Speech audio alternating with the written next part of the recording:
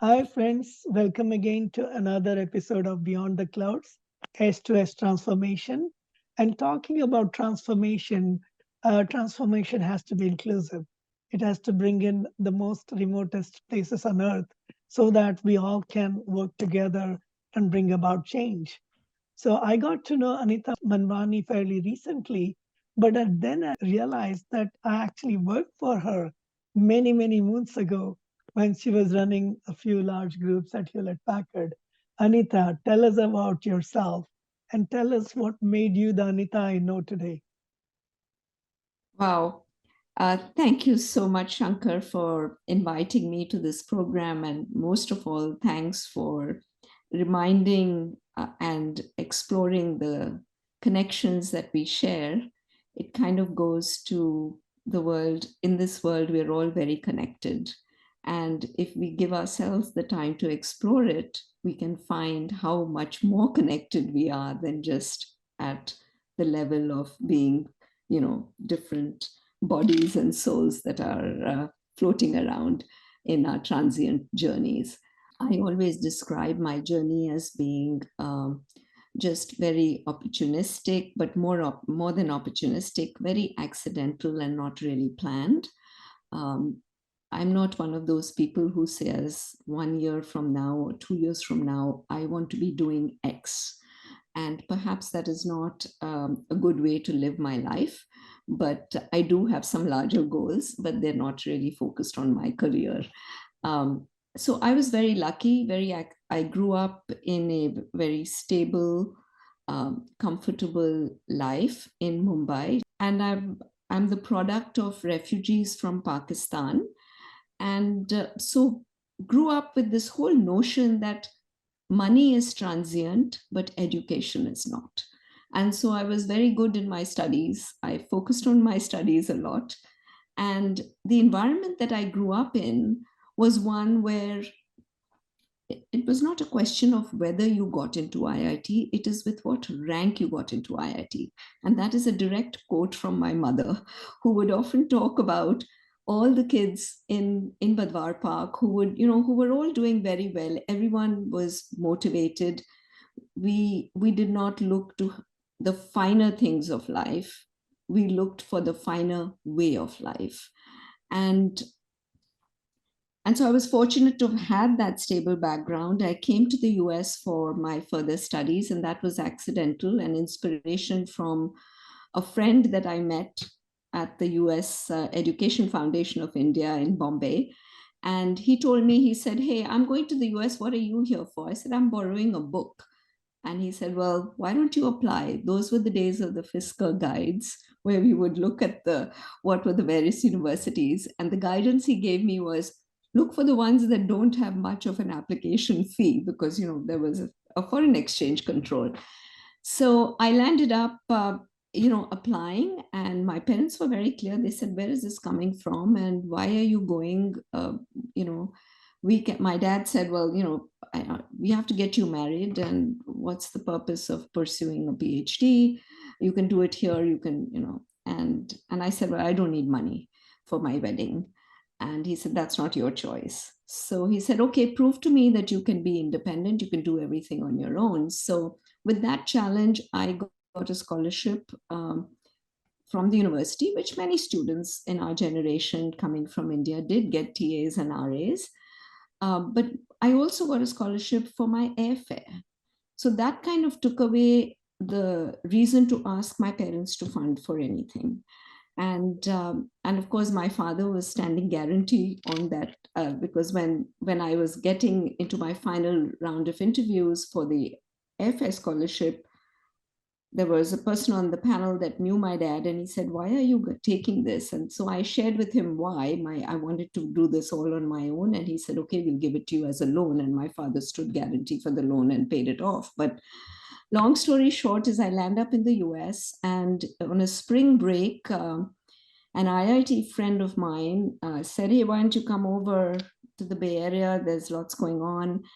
And and I accidentally happened to be at a party where the wife of the chairman of Genentech, who was a promoter of women in science, and she was a Berkeley grad herself. She was the CTO of a robotics company and was talking animatedly. And, that's again, when you're young, you don't know much about, I mean, you don't ask like now in the Valley, everyone says, what do you do? So she wasn't asking that. I didn't ask her that. And at the end, we were just speaking. And at the end of the party, she gave me a card and she said, why don't you come and see me tomorrow in the office? And I looked at the card and she was, in this robotics company. So, and I was living with friends in Almaden. So it was a long trek. I didn't drive in those days. I drove in India, in Bombay, but I didn't have a license in the US. And so I took the train. I walked from Burlingame to this office. And the next thing is she said, well, we're looking for somebody a software engineer who can do version control and work with revision control systems. Have you done any programming? I said, of course. And so she said, okay. She called her project manager, who was a CS 101 professor. And it's amazing. He came into her office on a skateboard without any shoes and with long blonde hair. And I thought, this is the man I want to work for. He was very cool.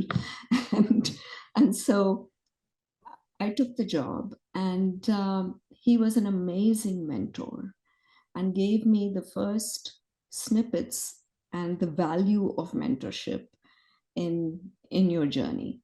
And Bob Upshaw, and I'll never forget the name, because not only did he teach me operating systems, and particularly 4.2 BSD Unix at the time, but also gave me the opportunity to develop new value added applications on top of the revision control system. So I landed up, and we used that. The company was, and then I moved into database management, more for the robotics controls for a steel plant, which was US Steel in Birmingham.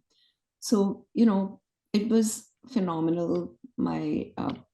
I learned a lot. I published in Usenix, the then software journal for Unix developers, and got recruited by NASA Ames Research Center in their numerical aerodynamic simulation program. Wow. And that was my first exposure to distributed computing. And so we worked on the first Cray 2, which was running a Unix version called Unicos, with Amdahl's UTS, Silicon Graphics, display stations. We had to make sure that the users did not have different IDs. So today it's very common, but I actually wrote the software that worked on all the operating systems to allow for distributed computing, so that the UID and group IDs were all similar across all of the operating systems. And it was the most fun project. It allowed me to grow a lot, but it also, now that I look back, I think back of the lack of sensitivity to diversity that we had in those days. But because of that lack of sensitivity, we were very easy. We made friends easily. We didn't take offense.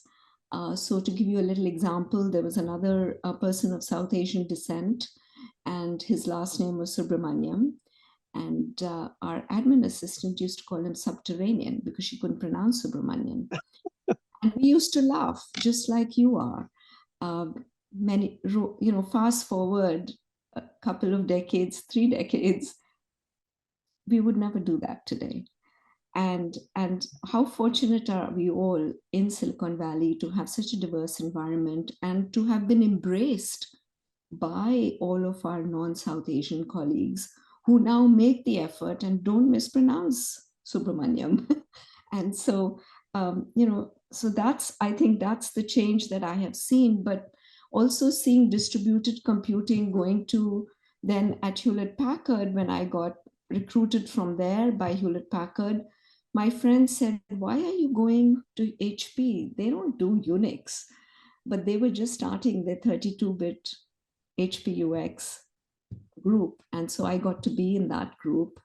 And I feel so good to be in, and so grateful to again have some fantastic mentors. My first manager, I was a test lead for HPUX. That was my first job. And my manager was a gentleman by the name of William Wu. And I remember all these people because they've had such a profound impact on me. I had worked the entire Christmas Eve, Christmas Day, and the 26th, Boxers Day, to basically get this release out for HPUX. The day after the holidays, he obviously was getting emails from me and reporting back that we'd done all this. And he said, Anita, thank you so much for doing this. And my colleague, he also was thanking this team member of mine. And I told him, oh, please don't thank me. It's my job. Later on, he called me to his office and said, you know, you must understand that in the Asian culture, it's considered that empty vessels make the most noise. And in the American culture, squeaky wheels get the most grease. And that was a lesson that stayed in my mind, that we must learn to also, whereas you don't brag, you must learn to advocate for yourself.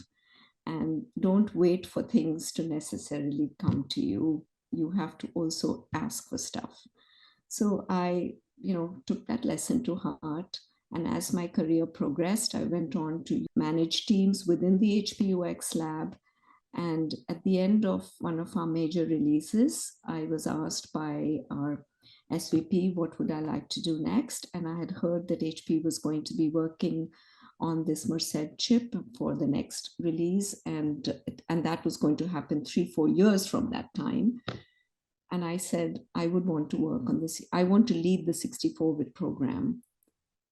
And he looked at me and he said, really, that's what you want to do? And I said, yes. So he said, come meet me later. And when I went to him, he said the release date, and he actually mentioned the release date 3 years from then. And he said, that's it. We can, you can be responsible. These are the expectations and so on.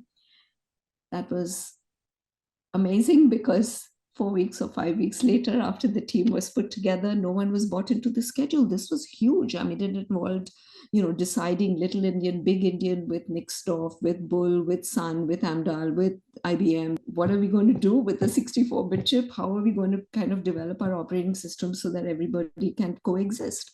And more importantly, I mean, the 800 odd people within HP that were working on it were like, no, this is huge. We have languages, HPUX, we have networking. There's so much to change. Channel management, how do we work with Oracle, and so on. And so I went back and I told him, I said, I think that schedule will not work because I don't have buy-in. Another learning that I got that day, he said, Anita, we didn't give you this job to win a popularity contest. That's the date. This is the motion that he made. It was very clear what we had to do. We were successful as a team. We delivered. We had a great party at the Monterey Bay Aquarium. We were all jointly successful. It was also a lesson that when you run, you can't run the finish line and get to win the race alone. You have to carry the team with you. And I, built some great relationships in that program. I look back at those years very fondly. And then I got moved to a portfolio. I kind of managed HP software operation in India. HP got split into Agilent. My division landed up in Agilent. I was in network performance tools that we used to release because networking was becoming, mobile communications were taking off. So, managing what were the cell tower frequencies and test equipment for that, software products that actually managed your network performance, your number of bars, as we call it today. So all of that. And fast forward, became founded and ran Agilent Technologies India. I was the first founding chairman of that entity. And I really believed, even back in those days, I was fortunate to have seen India as a working professional in the early 2000s, and then again in 2010 and 11. And it was clear that that is where every large corporation needs to be. The back offices were really important. We had learned from Y2K that engineering was, you had great talent in India. But what I saw in 2000 was the growing biotech, biosciences, pharmaceutical industries.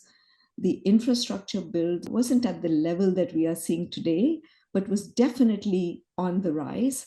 So the opportunity for test and measurement equipment was huge. And large companies like IBM had already gotten relationships with Tata Burroughs and so on. So we did decide to kind of make that leap and have a subsidiary there, primarily so that we could also make bid for those government contracts. You don't go into a country and say, I'll get your business, but I won't have jobs. So we had 2,000 people who were on the payroll in Agilent in India, and we moved a lot of our back offices there. I had a larger portfolio as managing all of their indirect and direct spend. I was traveling all over the world. Young kids decided time to change and take a break. And the break turned out to be an accidental entrepreneurship. And I started a company that was in analytics. 5 years ago, I pivoted that company to a lab automation software platform. And so today we provide a product that automates labs that test for all clinical, so oncology, genetic testing, toxicology, forensics, and so on, and also agriculture testing. And in California, I can say agriculture includes cannabis and hemp testing. So that's on the professional side. And I got introduced to TIE. So you see the banner behind me. I am currently the president of TIE Silicon Valley. It's quite a shift from my HP and Agilent days, where you had a multi-billion-dollar portfolio, you had a lot of resources, running a not-for-profit, entirely volunteer-driven. We only have 6 staff members. 300 odd volunteers come out in the course of the year for the various summits, for the various technology deep dives we do, and of course for TICON, which is in its 32nd year this year, and in 2024 it'll be in its 32nd year. And my goal, being the president of TIE at this particular moment, is honoring the legacy of TIE, an organization that has survived and created. It has influenced $1 trillion of wealth, has touched more than 25,000 entrepreneurs, and created 2 million jobs across this country. That is a huge impact. And I have to make sure that not only do we preserve that legacy, but also make TIE relevant for the future. And as I think about the future, I really think about the next gen. I think about youth. I think about AI. And I think about brand TIE. I mean, we're sitting on a gem, and I've got to make sure that we continue to enhance this brand, make it relevant, deliver value to our charter members, deliver value to all our members, and deliver value to the investors, to the corporate executives, to the entrepreneurs, and to the academics, and to folks who are looking for talent. TIE has to be the go-to place. So that's in a nutshell all the accidental things that have happened. And for many of you who don't know, I'm actually a newbie to TIE, so I get forgiveness for doing things that are not the same old way and making change. I was involved in the early days of TIE as I think one of the first volunteers, and what a delight. I was coached by some of the founding members of TIE. It was literally like a family, and it's a much bigger family now. So one of the interesting things I find is that when we talk about inclusiveness, I am reminded of the HP way. In what ways did that influence you? Because the HP way was all about inclusiveness. It was about bringing people together. And I was a consultant to HP, not an employee. I had my own consulting company. I was treated just like any member of the team. It was so empowering. Could you speak to that a little bit? As leaders, it was very important to make sure that you heard everybody. But then, as leaders, you always reserve the right to make the decision. You are a leader because you use your judgment to make an informed decision based on what you have heard from everyone else. And so sometimes decision making takes a little longer, but I think it brings more people to run the race with you. So that was one. I think a lesson that I learned at HP was that you can lead in your job because your performance outcomes are associated with your compensation. But when you are leading a voluntary organization, it is not the same. You don't have the motivational tools, but we all have to dig very deep to get the inspirational tools to inspire people to that same cause. I was very worried when I first became a Thai board member and then into a leadership position. I had been so new to the ecosystem that I would not be able to get the number of volunteers coming out to volunteer for the different activities and different programs that Thai has. But I was so wrong because people are inspired by the mission of Thai. It's not one president or another, it is really the mission. People step up. It's not the job of a leader to say, X, please do this. People are actually kind of getting up and doing it. The job of a leader is to provide that platform where more people can come in and participate.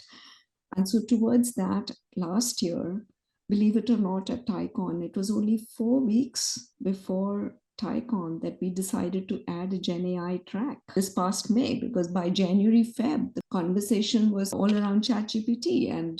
And then by April, Google had already put a gag on all their conversations around, Bard and so on. It was very clear that, we couldn't have a conference without Gen AI track. So we quickly brought the right people on place, reached out to our networks, got the right speakers, and we had a Gen AI track. From the last 2-3 years, we have made sure that Thai Silicon Valley is not just about TaiCon.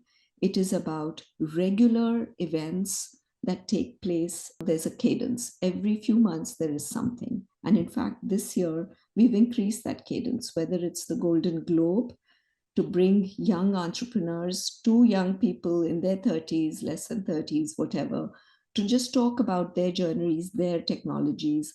We still have My Story that is focused on the unicorn status kind of folks.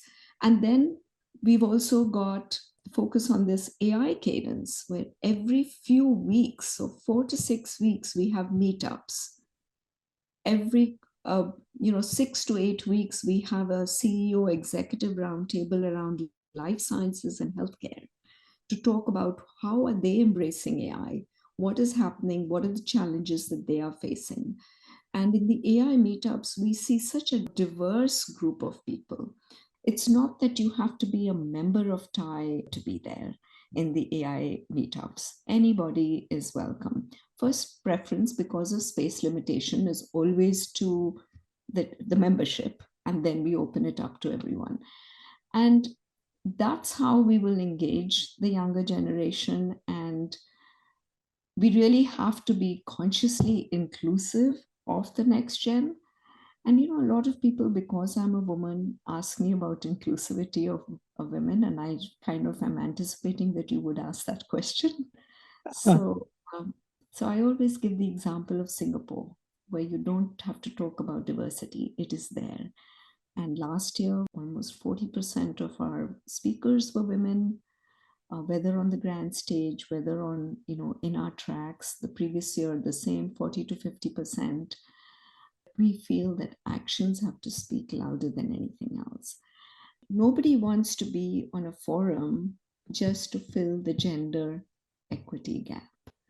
So we are really looking for the best of the best. And it doesn't mean that if we have a panel or a meetup that has only men on it, it doesn't mean that the women are not good enough. It just means that somebody wasn't available. So, the timing didn't work out or whatever. So I think that the time has come where we don't necessarily just say, let's get this gender or that gender just for the sake of having parity, but we have to focus on the best of the best. And we have to be conscious that we embrace a larger network so that we can draw, and that itself will bring the diversity into everything we do. I'm so grateful that you're the first woman president of TIE after more than 30 years in the journey. But it is based on equity, it's based on fairness. And I'm wondering, you have been a mentor all along. This is not your first time to be a mentor. TIE started off as a mentoring organization. What's your leadership style, if I may ask? It's changed over the years. I am very persistent. I'm very results oriented. In my early days, people would not really think of me as somebody who is very easygoing until they got to know me, because and they're like, oh, okay, this is the other side of Anita. Today, I like to think of myself more as somebody who has a larger goal in mind. So I'm really thinking about the future, and I always share my intent of doing something. I always share the rationale behind it. So that's part of trying to bring the team. So I think my leadership style is inclusive. I'll state two examples, and if there are people in the audience, we are just going through hiring a new ED/COO for TIE, and I was very supportive of our past ED who did an excellent job and she wanted to transition to a for-profit role, and she's moved on and we're really happy. So leaders, you want people to grow. So whether it is growing in terms of exposing them to new technologies, new scenarios, you want them to grow. So we have this opening, and we've got a committee. We've got, like all boards should, which is the other piece, is I'm very focused on governance, but we've got a committee, a search committee, and a search firm, so that this is not a one-person decision. And the same thing for the charter members. We're trying to make sure that we have good charter members and who will attract the younger generation, people who want to be mentored by the charter members. And therefore, we've got a charter member committee. They are completely empowered to make their decisions around who they would admit, right, and into the TIE Silicon Valley charter membership. So I think my leadership style has evolved, as have my roles and my career evolved. I think integrity, results have always been a big part of my leadership style. And also teamwork. Like, I've always believed that we cannot run the race alone. You have to finish the race with the entire team. So including the team. But one thing I have learned over the last several years, as I've been serving on boards, and I've been also, with the TIE program, it's all about volunteerism. It's making sure that people grow, and that we've done. In the corporate world, that is your responsibility as a leader. You have to make sure people grow. You have succession planning. These are things that just come naturally. So I don't point them out as like, that's my style. That's almost an expectation. You can't succeed in corporate America if you don't have those qualities. But I think one of the things that over the years, what has also become a big focus for me is collaboration and empathy. As you get older, you realize how important it is to be vulnerable, to expose the human side of you. Also to be collaborative, because networks and mentorship are very interlinked to each other. And more so in TIE, because every person brings a network. Every person has a perspective. And that is so important for me, much more for me, because I'm a new person to TIE. I've been here only for 4 or 5 years. And so I lean very heavily on those board members that are very committed to giving to TIE and that have had the experience, that actually share in our mission to be collectively successful in delivering good value to our charter members, good value to our entrepreneurs, good value to our investors, and good value to Silicon Valley. I mean, we have to be, committed to inclusion and diversity. I've often said that Thai has to be representative of the community that it serves. I always get reminded that a large part of Silicon Valley community is the South Asian community. So that too, and the others. Speaking of something technical, you and I have been techno geeks in the past. You were involved in the very first incarnation of distributed systems, from the big iron to completely distributed management, distributed controls. And something similar seems to be happening. We had this massive clouds, public clouds, private clouds, and now we are going towards the edge. What's going on? And what's your prediction? Where do you think this whole thing will end up? Are we going to go all to the edge, or there'll be some hybrid? I think it's all going to move towards that direction. And if you think about the edge and the cloud, two aspects that are going to drive a lot of this acceleration is cybersecurity, right? That is at the crux of it. And the second force that is there is AI.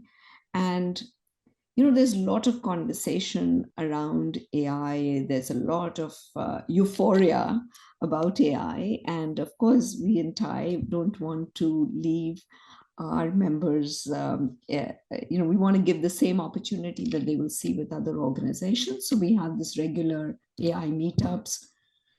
We also last week had a phenomenal speaker who has been a Valley veteran, went back to a think tank in India, actually devised that think tank, formulated and conceptualized the India digital stack.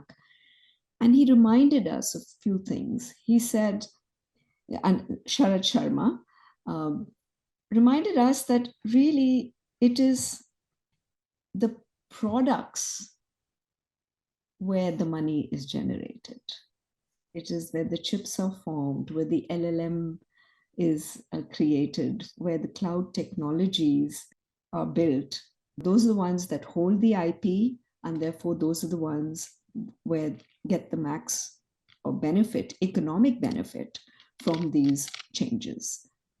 As you go higher and higher in the stack, you will find that the application providers don't get as much of the economic value, right? It's the infrastructure plays that get the value.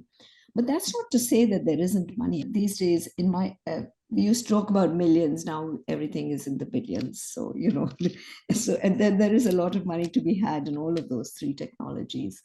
One thing that I want to kind of share from that conversation was no greed, no glory. So antithetical to what we see in the for-profit world, right? It's all about how do we get equity? The investor is looking for equity. He's making the bets he or she is making the bets based on, is this going to be a glorious exit? And is it going to put my name on the map for being the best person for the deal flow?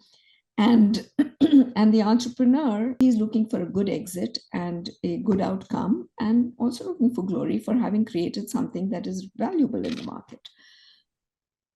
The premise that the US used and the premise that India has used with this digital stack, when AT&T released Unix, when AT&T released certain networks, the premise was to unleash the power of the entrepreneur and the innovators.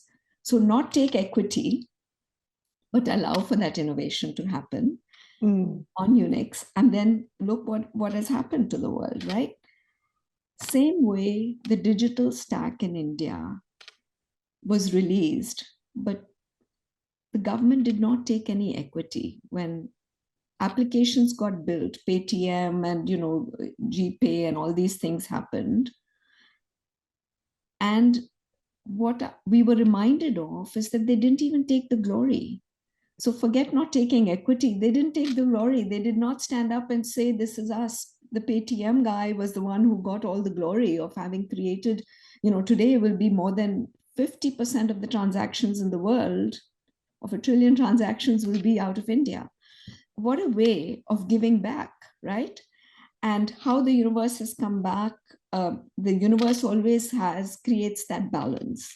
That story of how will these technologies evolve? What will be more important? Who knows? All three are in the race. And I mean, when you look at compute power, that's the other thing. I mean, look at what's happened to NVIDIA. Look at how Qualcomm is getting into the race. And, look at how Applied Materials is getting into the race. So everybody is trying to be part of this whole ecosystem to enable it. And it's not just greed that is getting them. This is the opportunity. How do you ride that wave of new technology and be a major contributor and create shareholder value? That's what it's about. When I think of my private entrepreneurship, well, I'm also worried about my shareholder value. But when I think about TIE, it is all about value for our membership. So, because they are my shareholders. Every member of TIE, every person in Silicon Valley is part of this ecosystem. I have to create shareholder value along with my board, along with the team, and along with the 300 volunteers that are out there. And the other corridor that we haven't talked about is we talked about India, today the 5th largest economy, going to be the 3rd largest. Over the last 3 years, we've brought many Indian states, many cohorts from India, even from venture-backed cohorts, groups of 20 entrepreneurs who come, and we give them a very curated mini MBA program through TIE, introduce them and bring speakers who are CMOs, CXOs, CISOs, depending on their interest, and CROs from companies, so that they can share what is the scaling strategy. What do you do with this thing? They can also get access to mentors on how do you scale globally? How do you seek and increase your revenue in the United States? So we create those programs. TIE Silicon Valley is part of STPI's Leap Ahead program. We have an MOU there. We are just launching another one that is a entrepreneurship corridor between TIE Silicon Valley and STPI all across India. You're from the semiconductor world, and with the help of Sharad Gupta and Naveen Sherwani, TIE Silicon Valley has launched the iChips program, which is basically fostering entrepreneurship and investment from India so that more IP is created. The semiconductor industry is not just about putting a fab in India. It is also having all these design capabilities, design tools, and innovation and entrepreneurship in that area. So that's just a few examples of where I think some of these technologies are going. The implications are so many that it's almost impossible to predict the future. And that's the reason I'm talking to people from different areas. One other interesting thing, you mentioned many of the things that are changing. It's creating almost like a chaotic effect. Entrepreneurship unleashed in a huge way. I've never seen this kind of entrepreneurship since the introduction of the PC. You know what I mean? I remember Usenix created DARPANET, and Yes. finally we got the internet. That was a big one. But this seems even larger than that. And one of the concerns that people have is, oh my God, our old jobs are going to go away. I cannot be doing legal assistance or whatever.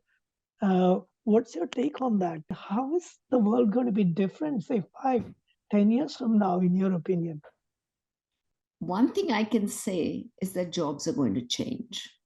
More or less really depends on the acceleration of these technologies, right?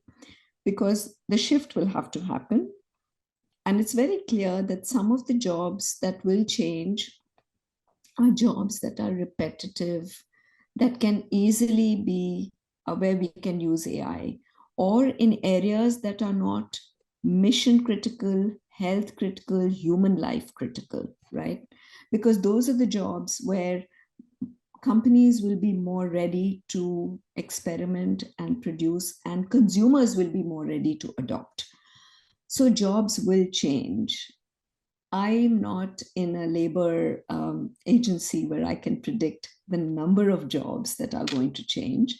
But I know that change is inevitable, and that is why we've already seen the change with, look at where data science jobs today are being paid and how many, what a shortage of data science engineers we have.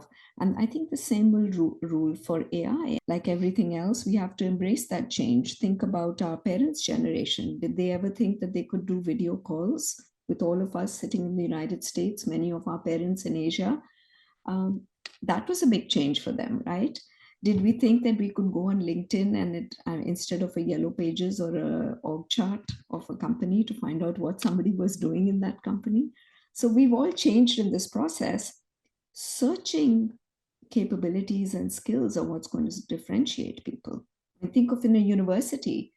In our days, it used to be how well do you research by going to the library. Today, it's going to be do you know how to really query chat GPT the right way to get the right resources or your favorite source. So it is really on your searching capabilities, and everything gets curated, but then how do you put your human lens to it?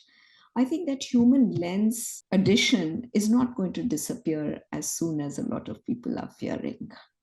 I don't know what will happen 20 years from now, but I think that the human curation will still be there. And you, in fact, brought that up. It's the empathy factor. It's going to be years before we can bring in true empathy into machines. We don't even know the basis of empathy or the neuroscientific Mhm. underpinnings of it yet. Right. Right. It's such a delight talking to you, Anita, and I'm so hopeful as I talk to you about how not only time but the whole world is changing. And to people out there, I'm always looking for new ideas, new ways of doing things. That's why I reached out to Anita, and it turned out that I've known her. I just forgot that she was the big boss when I was working with HP, working on 64-bit, what was then Itanium, Merced McKinley. And the whole world changes upside down. It's a part of Intel now, and they are making the latest and greatest high performance computing systems. So, Anita, again, thanks a lot. And I hope to be a big part of TIE all over again. It's been years since I've We taken a want to leadership. welcome you back, Shankar. I mean, I want to run the race again with you on the team. And so please do come back. Sure. Thank you.